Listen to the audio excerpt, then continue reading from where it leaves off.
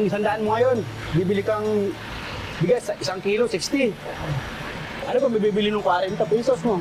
Kasi dati magkano lang yung binibili namin bigas, yung kalahating sako ng bigas. Dati lang yan, 1,050. Ngayon, 1,375 na. Di ba ang laki ng tinaas? Tumumal ang bigas. Siyempre, mas mataas ang presyo, tumumal. Kunti lang namimili. Malaki rin ang tinaas. Sa gabi naman, pakainin ko yung mga anak kong kanin.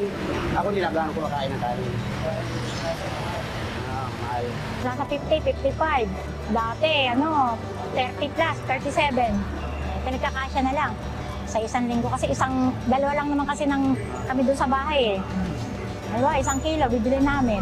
Saan kami dapat maghanap ng murang bigas? Maraming hordas ng bigas. Bakit hindi yun ang inuhuli? 4.6 metric tons ang ating average production per hectare.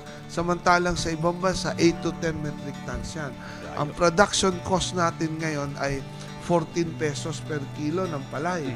O, pag nadoble natin yan, katulad ng ibang bansa, bababa yan to 7 pesos. O, diyan natin maaabot yung 20 pesos na gusto nating presyo ng ating pumbigas.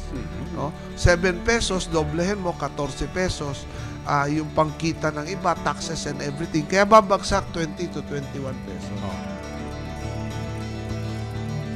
Ang hiling ko lang naman, bumaba yung bilihin. Sana bumaba na yung mga presyo kasi talagang napakahirap. Ang dapat ang ginagawa, paunlarin yung magsasaka, pababain yung palay para makapagtinda ng murang bigas, para yung retailer makapagtinda ng mura, pati yung mamamayan makakabili ng mura. Maraming programa, maraming ayuda, hindi nakakababa, no? Hindi nagagamit ng ahensya. Pag ito ay nasolusyonan niya, ang magiging resulta nito, yung pong sinasabi, pagtaas ng produksyon, unang-una, pagkakaroon ng trabaho, magkakaroon ng sapat na kita, pag nagkaroon ng sapat na kita, magkakaroon ng sapat na pagkain, magkakaroon po ng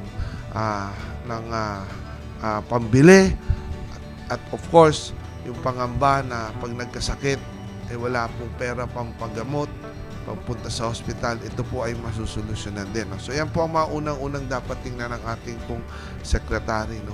Yung pong underspending sa loob ng ahensya, yung pong RSBSA na sinasabi natin, dahil ito pong listahan na to ng ating pong mga magsasaka sa ngayon ay napakagulo. No? Nagiging napupoliticize, so napakagulo.